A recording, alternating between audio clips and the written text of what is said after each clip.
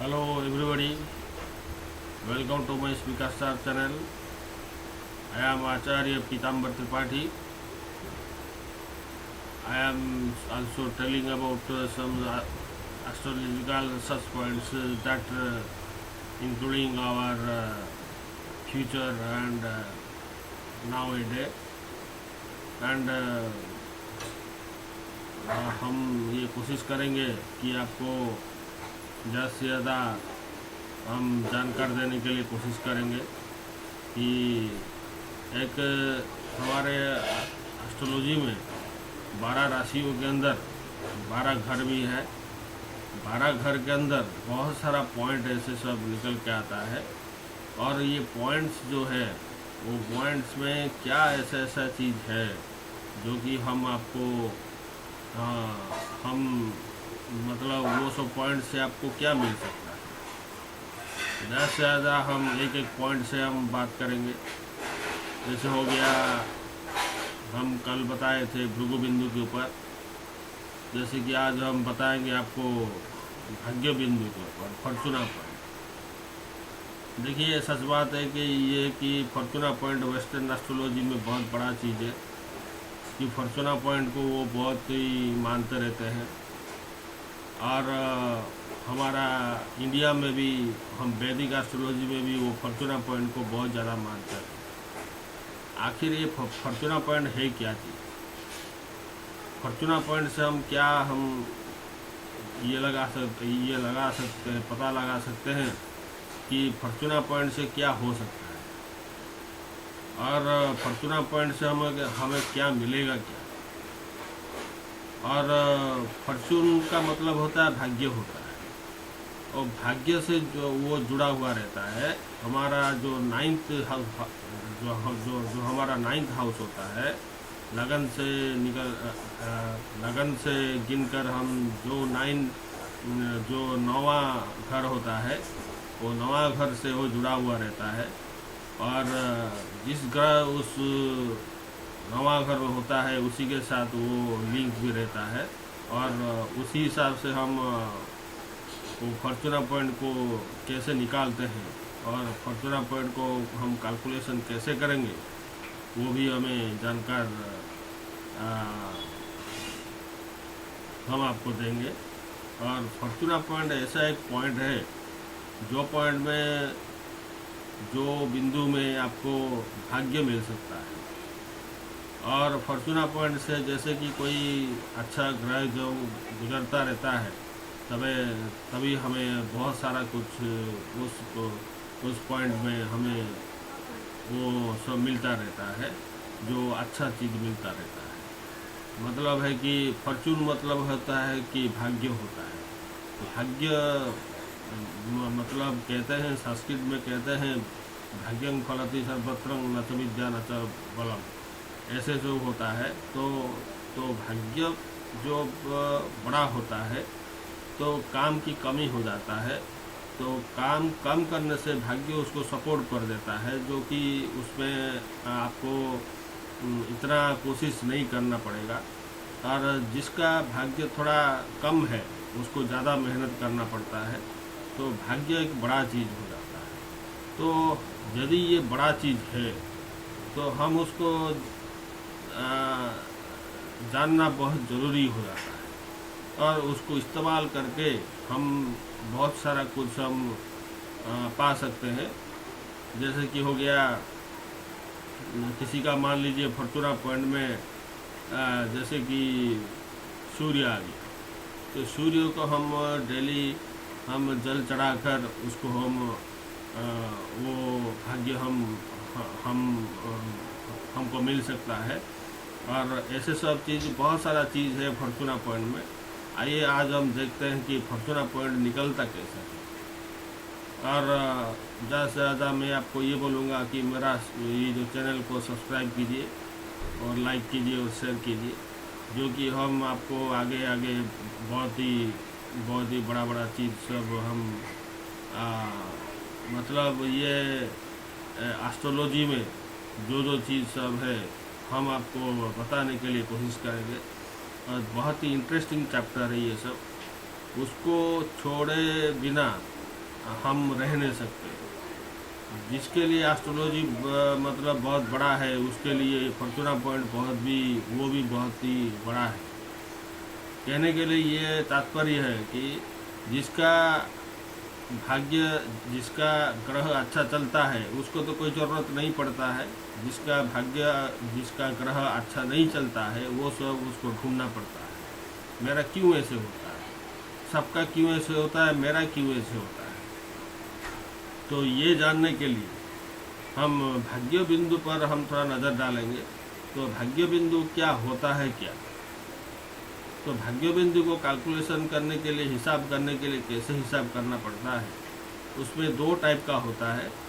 एक, जैसे कि कोई बच्चा दिन में जन्म हुआ तो उसका जो फॉर्मूला अलग होता है, और जो रात में जन्म हुआ उसका फॉर्मूला अलग होता है।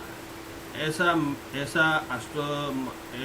मतलब वेस्टर्न कल्चर में मानना है कि पहले तो वेस्टर्न कल्चर में दिन में सब गिनना शुरू कर देते थे, मगर आजकल डेवलपमेंट की युग में वो दो टाइप का हो गया है। जैसे कि मान लीजिए कि जैसे कि वो भाग्य बिंदु जैसे कि हम निकालना चाहते हैं, जैसे कि कोई बच्चा दिन में जन्म होता है तो उसका फॉर्मूला अलग होता है, और जो रात में जन्म होता है उसका मतलब फार्मूला अलग होता है।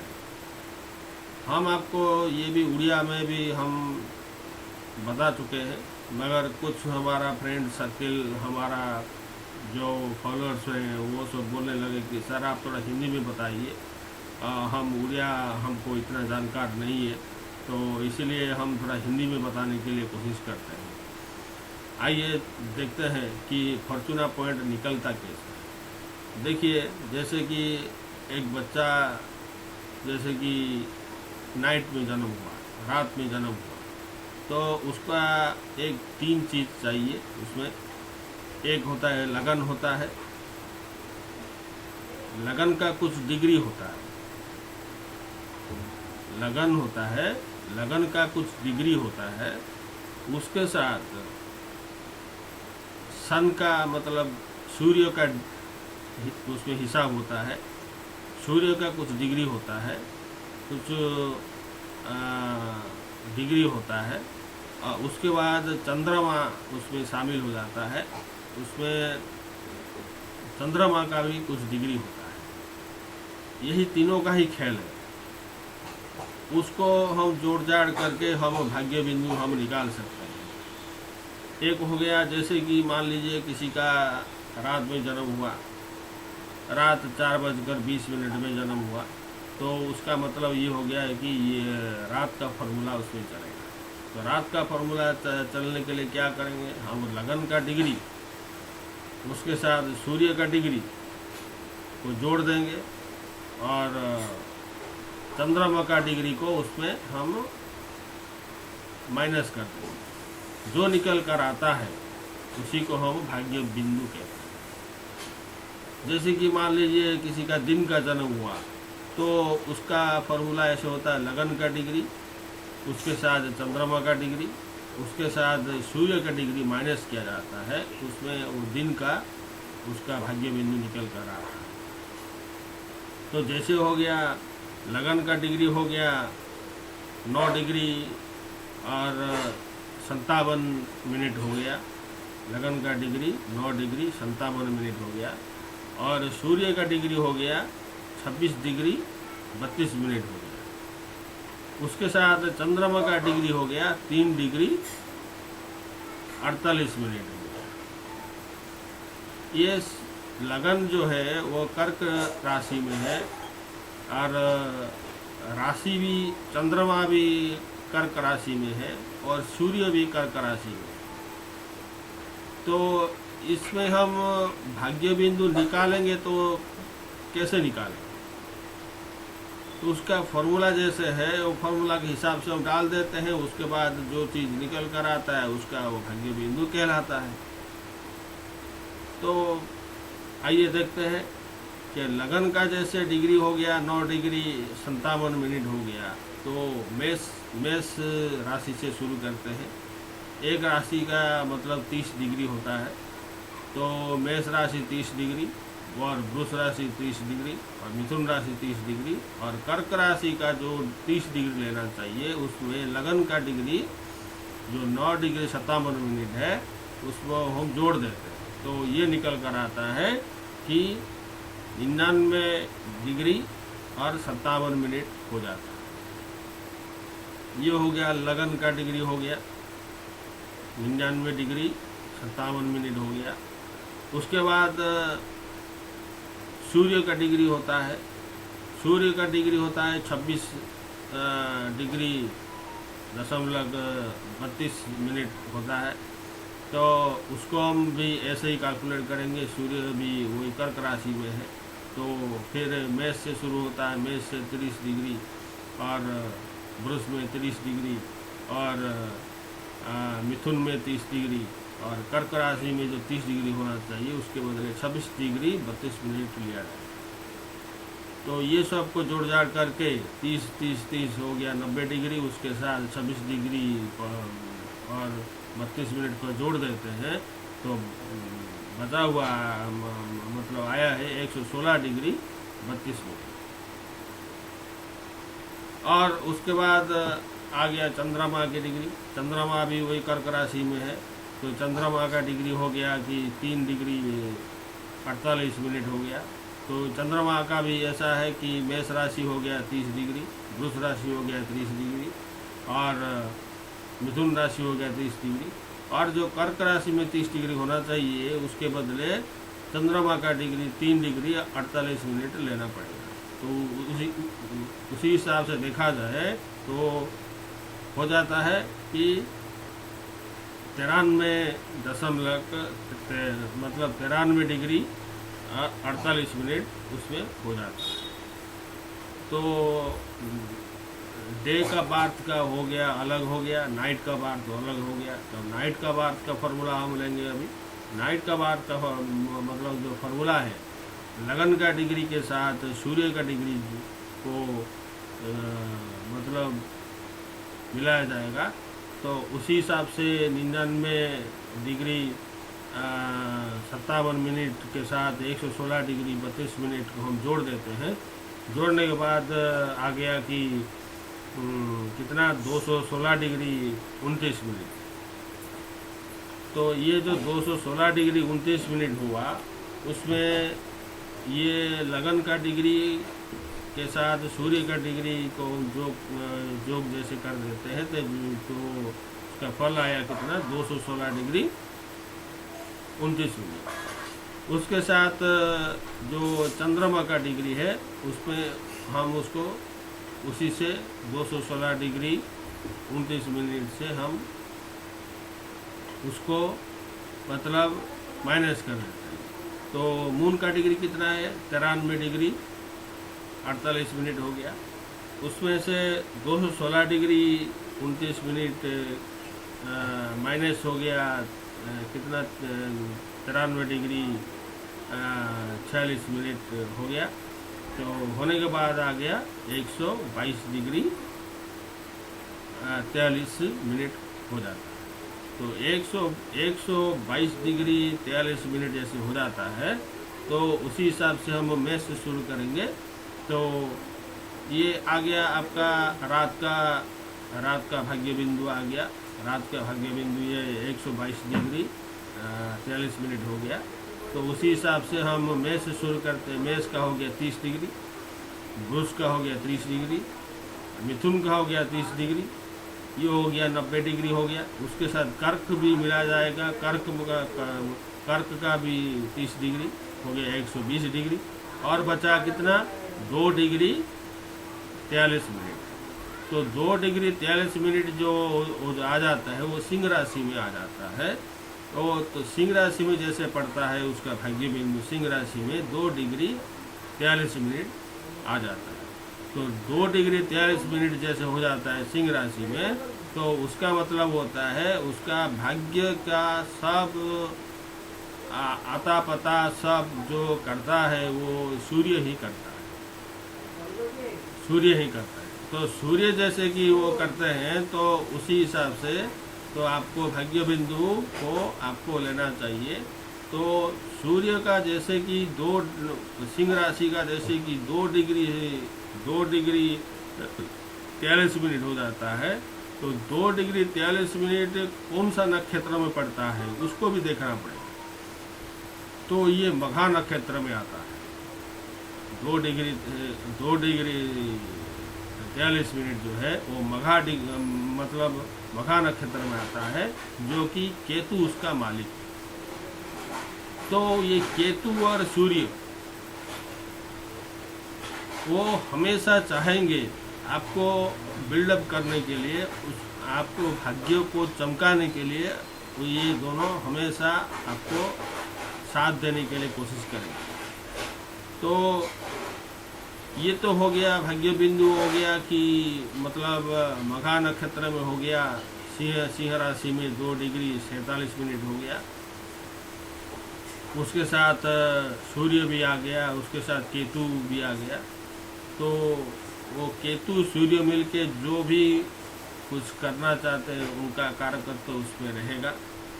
और उस बिंदु में जो सिंह राशि में जो 2 डिग्री 47 मिनट जो आ गया, उसके साथ जो भी कुछ ग्रह लिंक रहता है, जो भी कुछ ग्रह उसके साथ जुड़ जाता है, या जो भी कुछ ग्रह उसके बिंदु के ऊपर परिभ्रमण करते हैं, तो हमें भाग्य मिलता है। जैसे कि अच्छा कोई ग्रह यदि गुजरता रहता है उस बिंदु के ऊपर, तो हमको बहुत सारा हमको मतलब मन से, तन से, धन से सब कुछ हमें वो देख कर वो चले जाते हैं। तो जैसे कि तो कोई तो ग्रह तो उसमें हमेशा बैठेगा नहीं, वो तो चलता रहता है। जैसे गुजर जाएंगे ऐसे हमारा सब कुछ हमें देख कर वो चले जाएंगे। तो वही होता है। जैसे खराब ग्रह भी आता है तो खराब ग्रह के वो रोकने के लिए कोशिश करते हैं। हमें इतना मतलब जो खराब देने के लिए कोशिश नहीं करते हैं। क्योंकि उसका नाम है भाग्य बिंदु होता है, फॉर्चूना पॉइंट होता है।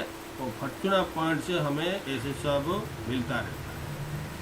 तो फॉर्चूना पॉइंट जैसे कि अभी अब हम जैसे कि रात को हम जैसे कि एक बच्चा का पैदा हुआ, जैसे निकल कर आया, ऐसे यदि वो लड़का यदि दिन में जन्म होता तो उसका फॉर्मूला कुछ अलग होता।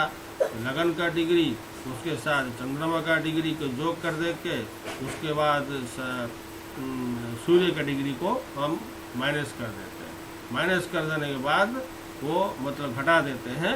उसके बाद उसका भाग्य बिंदु कोई दूसरा आ जाता है। तो दूसरा आ जाता है तो वही कोई भी उसका भाग्य बिंदु कहलाता है। जैसे कि जिसका जन्म जैसे हुआ है उसी हिसाब से हमें कैलकुलेशन करके हम उसका बिंदु निकल कर हम लेके आते हैं। वो बिंदु ऐसा बिंदु है, वो आपको कहीं से कहीं तक वो ले जा सकता है। वेस्टर्न कल्चर का, एस्ट्रोलॉजी का कहना है कि वो जो बिंदु एक बिंदु नहीं है, वो एक आपका फॉर्चून है। मतलब फॉर्चून का मतलब होता है भाग्य होता है। वो भाग्य आपको देकर वो जाता है। तो उसी से बहुत सारा कुछ लोग बहुत सारा चीज़ सब मिलता रहता है। आजकल के ज़माने में तो जो इतना कुछ जानकार नहीं है उनको बोलने भी उनको पता ही नहीं रहता है भाग्य बिंदु क्या होता है, क्या नहीं होता है, क्या नहीं है। और हम जैसे एस्ट्रोलॉजर को ये सब ज़रूरत है। तो एस्ट्रोलॉजी में जैसे कि हम आपको ये बता रहे हैं कि भाग्य बिंदु क्या होता है। तो भाग्य बिंदु से जैसे अच्छा ग्रह जैसे बृहस्पति हो गया, शुक्राचार्य हो गया, या जो कारक ग्रह हो गया, जैसे उसका कर्क राशि है तो मंगल उसका जो कारक ग्रह है। जो कारक ग्रह जैसे कि उसमें जैसे परिभ्रमण करते हो बिंदु पर, उसको बहुत सारा धन दे के वो चले जाते हैं, बहुत सारा भाग्य दे के चले जाते हैं। तो वही सब चीज़ होता है। तो उसी को कभी हम हटाना नहीं पड़ेगा। वो हमारा वैदिक एस्ट्रोलॉजी में भी वो भी मानते हैं और वेस्टर्न एस्ट्रोलॉजी में उसको बहुत बड़ा चीज़ वो मानते हैं। तो वही कहना था मेरा। तो भाग्य बिंदु को ऐसे हम निकालते हैं। और जैसे कि मान लीजिए किसी को ये चीज़ चाहिए नहीं, तो किसी को ये चीज़ इंटरेस्टिंग नहीं है एस्ट्रोलॉजी में, तो उसको क्या पता है ये सब चीज़ क्या है क्या नहीं है, क्या होता है क्या नहीं, तो उसके लिए तो ज़रूरत नहीं है। जो नहीं मानता है तो उसको क्या कर सकते हैं। जो मानता है, जो जानता है, उसके लिए ये जानकार बहुत ज़रूरी हो जाता है। बहुत ही एक बड़ा चीज़ है ये। तो भाग्य बिंदु को हमेशा सलाम करना चाहिए। तो भाग्य बिंदु एक ऐसा बिंदु है जो बिंदु जो उसका जो इष्ट देव होते हैं, जो सूर्य होते हैं, और सूर्य जो है कि खाली वो सूर्य नहीं है, वो आदित्य भी है। और उसके बाद जो केतु है, वो केतु भी कोई छोटे बड़े प्लानेट नहीं है, वो बहुत बड़े प्लानेट हैं। और केतु सूर्य मिलकर उसको भाग्य प्रदान करते हैं। तो वो चीज़ हमारा कहना था। तो उसके लिए तो ये ऐसे ऐसे करके हमें भाग्य बिंदु निकल कर आता है। तो भाग्य बिंदु को वेस्टर्न कल्चर में वो बहुत ज़्यादा चीज़ों मानते हैं। लगभग वैदिक एस्ट्रोलॉजी में तो इतना कुछ तो मानते नहीं है, मगर वो मानना भी चाहिए, क्योंकि ये प्रैक्टिकल में वो देता है। वो प्रैक्टिकल में हम देखे हैं, हम महसूस भी किए हैं, प्रैक्टिकल में वो देता है। क्यों, कैसे देता है? जैसे कि एक दिन हमने जा रहे थे, तो जैसे कि उस दिन मतलब जो शनिवार था, तो एक मतलब केतु ग्रह का एक नग जो रिंग होता है, वो बादल में छाया हुआ मतलब सूर्य था। जैसे कि हम केतु का नग को पहन लिया, उसी टाइम सूर्य निकलकर अपनी आप आ गया पूरा। तो हमें ये पता चला, अभी तक तो सूर्य तो बादल में ढके होके था, उसको पहनने के बाद सूर्य क्यों निकल कर आ गया।